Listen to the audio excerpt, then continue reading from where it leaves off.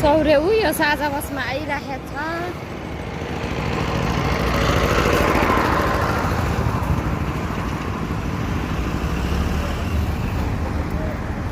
सौर्य झर्छ अब यहाँबाट हेर्नुहोस् है गाइज।